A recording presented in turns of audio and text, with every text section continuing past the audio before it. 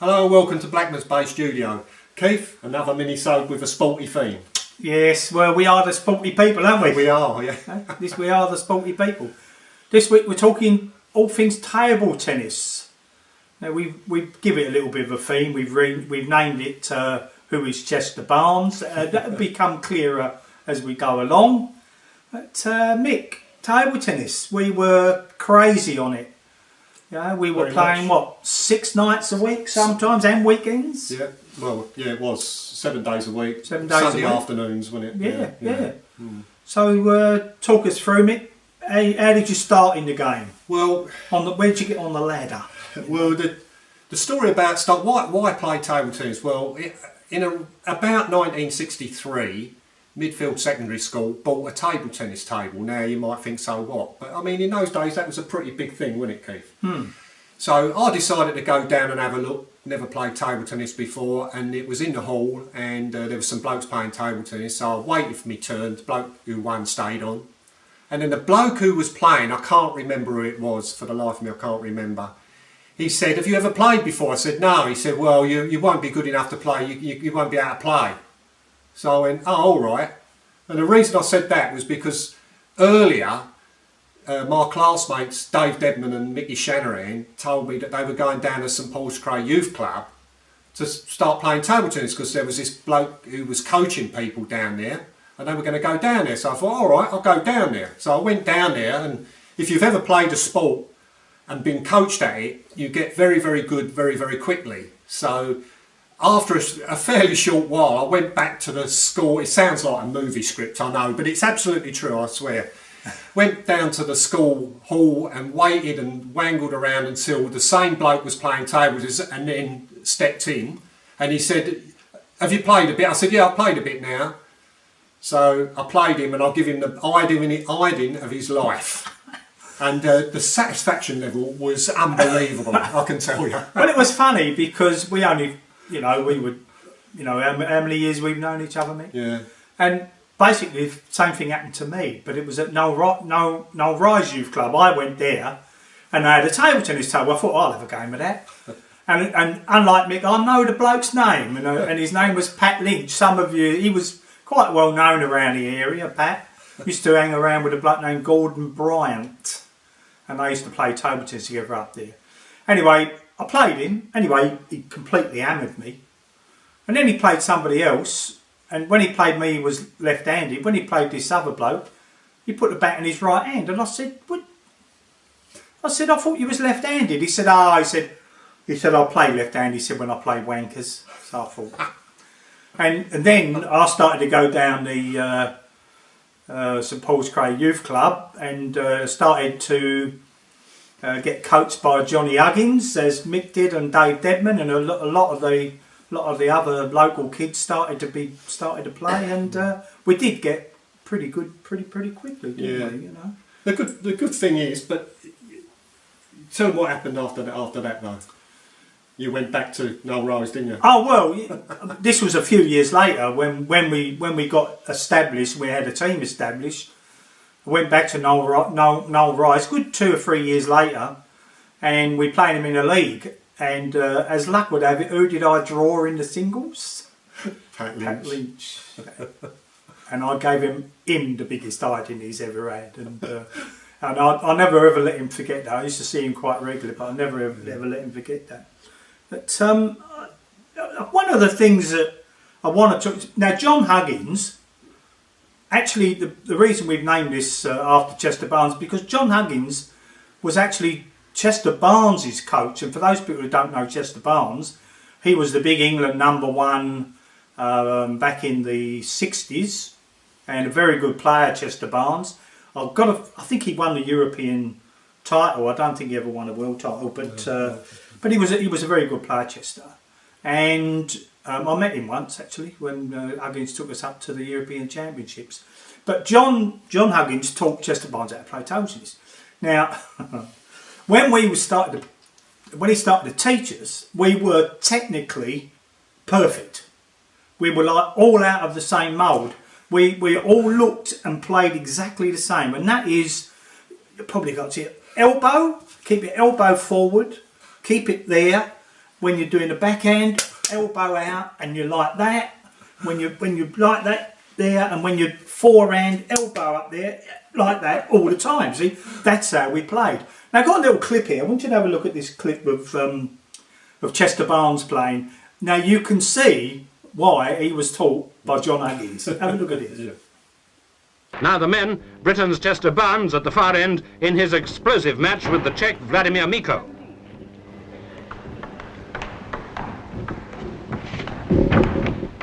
Barnes lost that point, but in the vital third game, the brilliant Czech player was outplayed.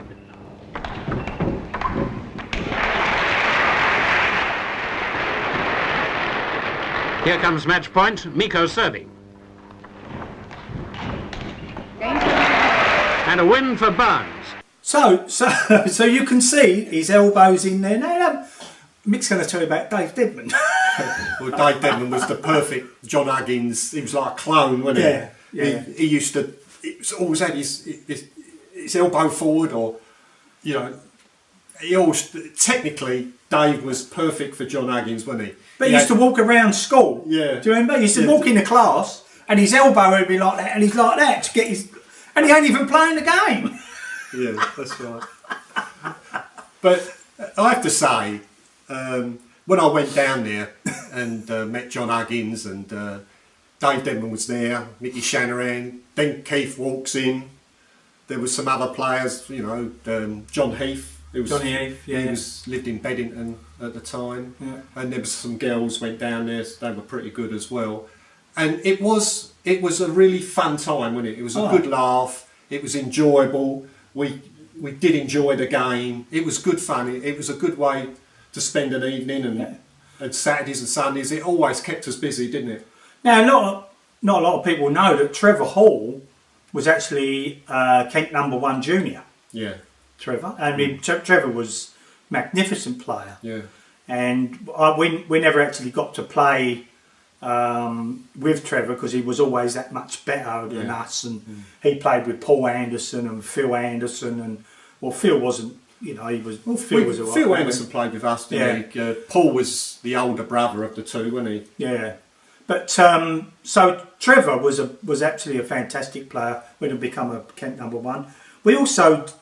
Later on, when we got a bit older, when we were sort of 16, 17-ish, we played with Steve Whitehead. Now, I don't know if many of you remember Steve Whitehead, left-hander. He was also a Kent #1 junior, and he played with us for, you know, quite a few years. Yeah. And just a little snippet of information, his brother was the drummer in Marmalade.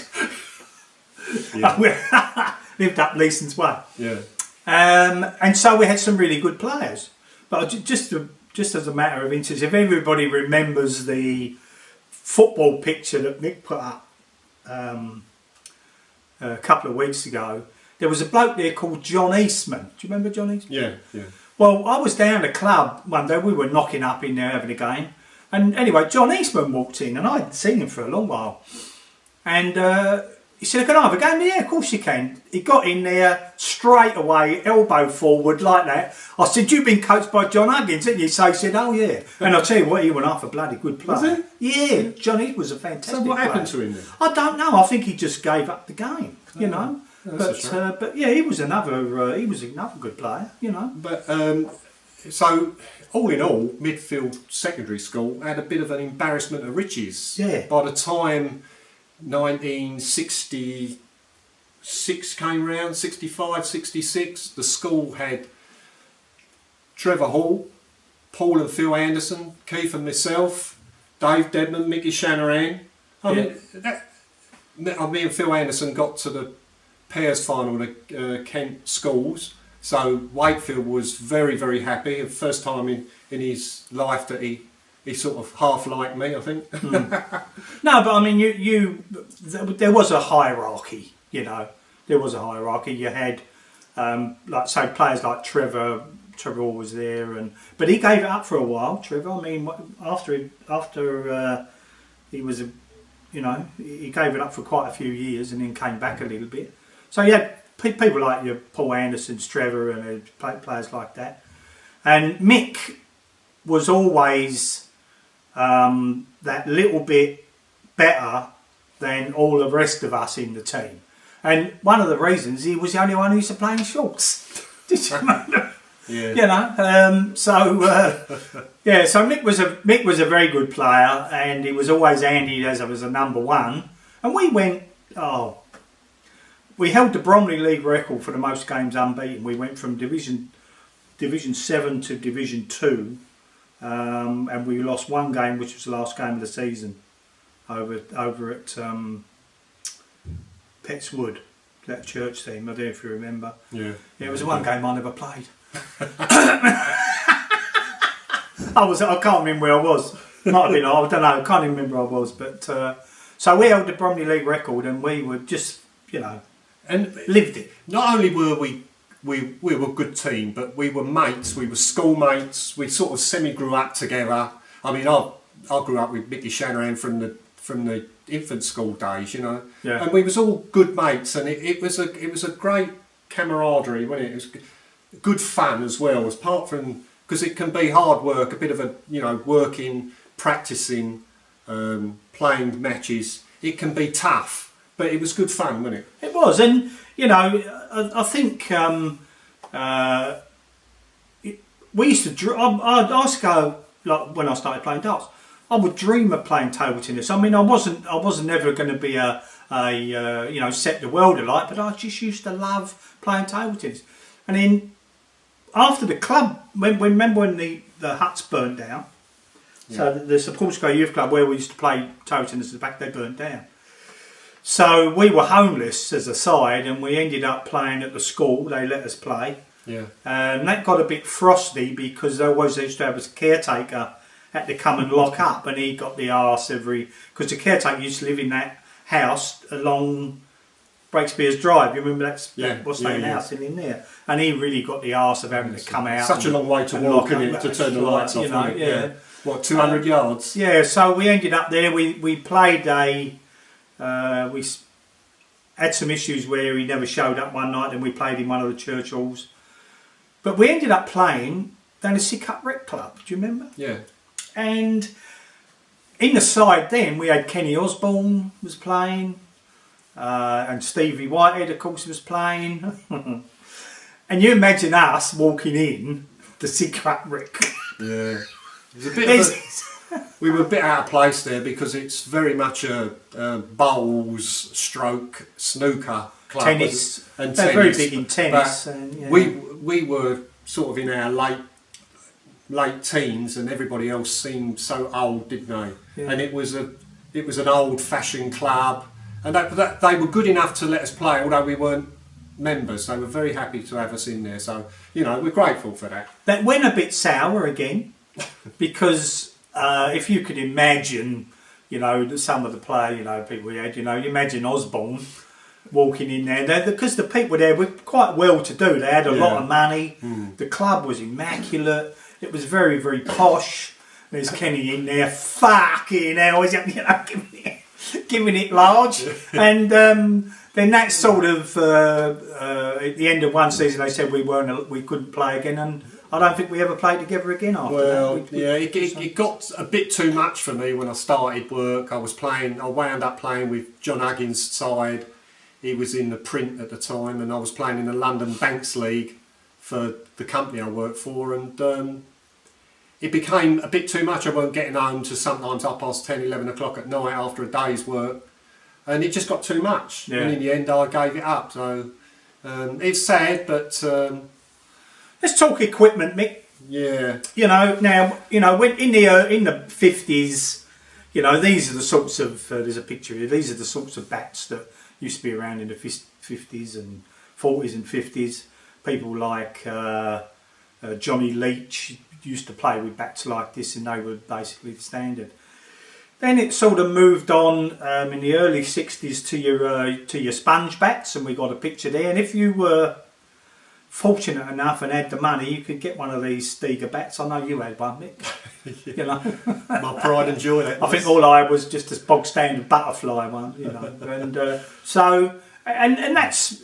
And if you had a sponge bat, you was made up, weren't you? You could put a spin on the ball and that. I went back to start playing table tennis again as a veteran in 1994. Went away on holiday, and you know, they had a table tennis tournament, which obviously I won. You know, just a knock up, and I came back and decided to join the Veterans League just up the road here, and I was amazed. You know, the game changed because you now had to have, well, it's been around for a few years, you've got to have a black side and a red side. They've all the rubbers were different. They had things like speed glue. I went in there one day, the bloke ripped his rubber off his bat and then put new ones on and went and played again, you know.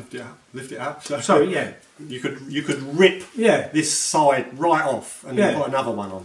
You know, and I said, come on. and this stuff called speed glue they used to use, it will also enhance the spin on the bat. And they banned it. The International Table Tennis Association banned it some years ago, and they also increased the size of the ball because the players were putting that much spin on it. The TV cameras, they were just a blur on the telly, and so they reduced that to reduce the spin, the speed of the ball. They also dropped the games down to from 21 to 11 points. Yeah. Actually, I think that's probably. I thought that was actually quite a good move. So the game changed, you know. I mean now, and obviously they've gone back to your old pimples. You probably can't see that. That was one of my old bats. You know, I had your pimples one side, and you know. So in 2002, we came over to for Keith and Anne's daughter's wedding, and Keith took me up the local table tennis club to have a knock up just to see, and I couldn't believe how things had changed because I could hardly get the ball back. Keith was just doing nothing special. I couldn't get it back, could I? You know, the bats, they're unbelievable, and the balls have changed so much. I couldn't believe the difference. It's amazing. And Mickey Shanahan, going back a few years, Mickey Shanahan started to play pen holder. He was fucking useless at it. Well, to be fair to Mick, I mean, he was a great all-round sportsman, and he was a good table tennis player, but his game was very much based on the serve, and you'd struggle to get it back, and then he'd just kill the ball. But if you got used to his serve and got it back, you could beat him. But I mean, Mick was a good table tennis player, but he's a bit like Kenny Osborne. His game was based on power. And he set you up with his serve, and then he'd smash it past you, didn't he? There was, you know, when I started playing veterans table tennis, nearly half the people up there, because there are a lot of Chinese people here, half the people up there were pen holders, and I couldn't believe the amount of spin there was. You know, I just could not literally get the ball back. And that's when I had to start using different rubbers to try and get. And I did all right. I was never going to get up there to that top level, but I did all right. I was, you know, I got up there as a sort of B player, the way that they had it. But yeah, used to love it. It used to keep me fit a bit. Then my knees gave out, you know. So it's got good memories of table tennis. You know, we had great times playing table tennis, but these things come to an end. So, but it's not something that we've forgotten. And I'll tell you a funny story. We were over at Chelsfield. There was a church hall at Chelsfield we were playing, and because we very, very competitive, and we used to get right into the game, you know, and you'd be talking to yourself, and you'd be, you know, come on, you know. Anyway, I was playing this geezer, big fat bloke he was, and I whacked this ball past him. And as I whacked the ball past him, and he had to walk, you know, quite a way to pick this ball up. And I said, you know, like players say to themselves, come on! And this bloke came out, he said, I'm going as fast as I can, mate.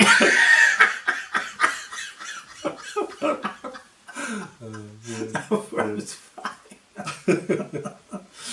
I suppose with that, mate. Yeah, I think that was covered it all, haven't we? It is, yes. Yeah. So thanks for watching, and we'll be back with a minisode. I think the next sports one's going to be darts, isn't it? Yeah. We'll have to be darts. That'll be a big one. We might even spend an hour and a half on that one. Thanks for watching. Thanks for watching. Bye-bye. See you soon. Ta-ra. This has been a Blackmans Bay Studio production.